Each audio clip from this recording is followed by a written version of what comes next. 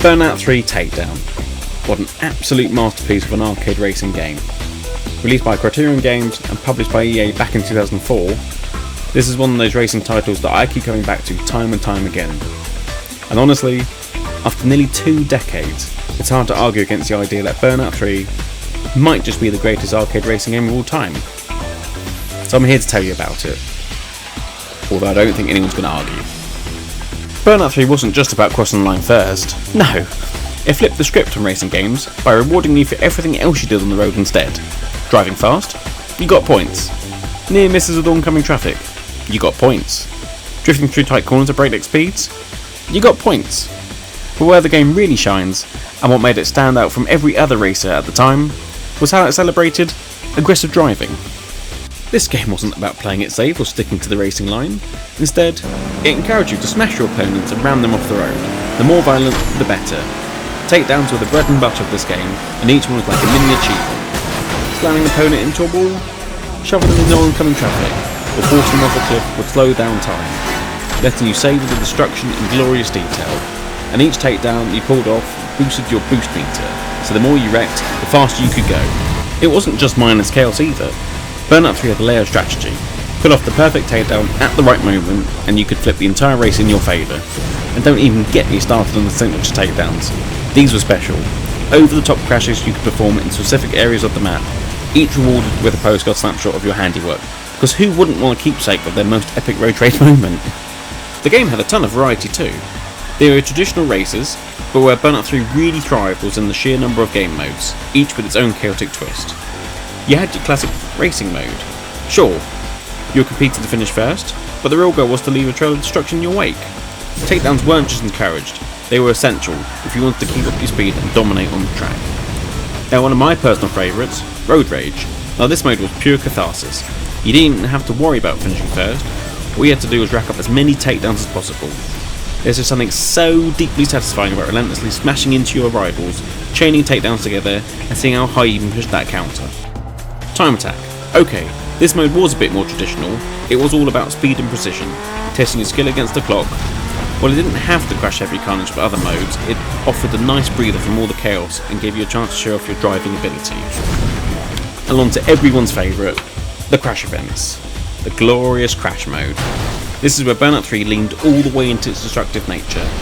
Instead of just racing, you were given scenarios where the sole objective was to cause as much damage as possible. You'd launch your car into a busy intersection and rack up huge points based on how much chaos you could create. The bigger the pile up, the better, and if you really nailed it, you'd get headlines in the in-game newspaper. The crash mode was like Burnout 3 own brand carnage-filled puzzle solving. The planning, the perfect wreck just felt as rewarding as the race itself. What Burnout 3 really nailed was how it rewarded you for everything. There were so many mini achievements and collectibles throughout the game that it made it feel like you were constantly progressing. Even if you weren't winning every race, you had signature takedowns. These were special takedowns that you could perform at key spots in each track, earning you a postcard of bragging rights. Unlocking all of them became a game itself, as you tried to find the perfect spot to wreck your opponents. Crash headlines. Every time you caused a massive wreck in crash mode, the game would generate a newspaper headline of your destructive masterpiece. It made every crash feel more significant, like you're making history with your car smashing exploits. And special event postcards. Each new achievement, whether it was a milestone number or completing a tricky race, rewarded you with a virtual postcard showcasing your accomplishment. The car selection was another aspect where Burnout 3 excelled. Instead of focusing on real-world vehicles, it offered a wide array of fictional cars divided into different types. The compact cars were the entry-level vehicle in Burnout 3. These small zippy cars were perfect for beginners or players looking for a more agile driving experience. The muscle car category took things up a notch in terms of power and aggression. These were the bruisers of Burnout 3, heavier and faster than the compact cars, but slightly more unwieldy. Their weight made them more formidable in road rage events, where smashing into rivals' cars and dealing with heavy damage was crucial. The coupe cars were built for style and speed. These sleek aerodynamic vehicles combine the agility of compact with the power of muscle cars, offering a balanced driving experience with higher top speed. Coupe cars were especially useful for players looking to perform high-speed takedowns or dominate in straight-up racing events. The sports cars were the king of speed. These high-performance vehicles were designed for blistering velocity at smooth handling, making them ideal choice for time attack and race modes. However, the lighter frames meant they could be a bit fragile in road rage events, so players had to rely more on their speed and their toughness to avoid getting wrecked. The supercar class is one of the fastest and most powerful car classes available in the game. These cars offer high speed, responsive handling and aggressive acceleration, making them ideal for high octane racing and performing takedowns against opponents. Burnout 3 also featured special cars, which could be unlocked through unique achievements and challenges.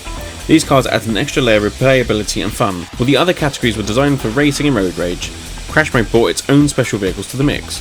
The objectives of Crash Mode were simple: cause the biggest, most spectacular crash possible, and the cars were built to amplify the carnage.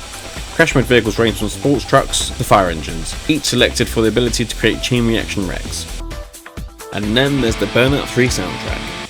This game absolutely nailed the music, with a killer lineup of early 2000s alternative, punk and rock tracks that perfectly matched the game's fast-paced, rebellious vibe. Artists like My Chemical Romance, Yellowcard, Rise Against and Jimmy Eat Well provided the kind of high-energy music that got you hyped to wreck some cars. Each track was the perfect backdrop to intense racing and crashing action.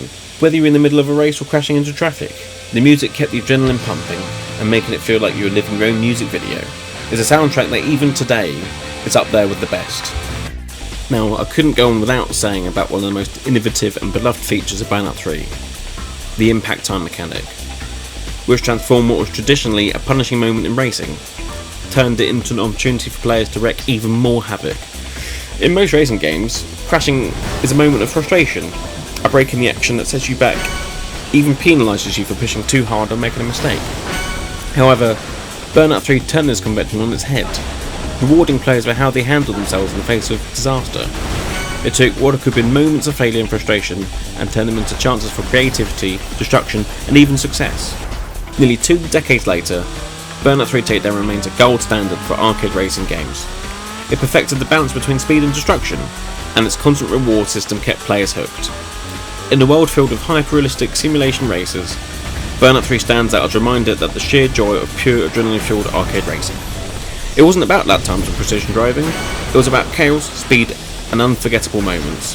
This is why Burnout 3 Takedown remains a cult classic, because it gave players something that a few games do: the freedom to have fun in the most spectacular way possible. So, why is Burnout 3 Takedown the greatest arcade racing game of all time? It's simple. It took everything that was fun about racing and cranked it up to 11. The constant rewards for everything you did on the road, the variety of game modes that let you unleash your inner road warrior, unique vehicles, and the absolutely killer soundtrack. It all came together to create a game that's more than just about crossing the finish line first. It's about chaos, destruction, and speed, and even today, no other arcade racers quite captured the same feeling of pure, undulated fun. Criterion didn't just make a racing game, they made an experience that still holds up today as one of the greatest of all time.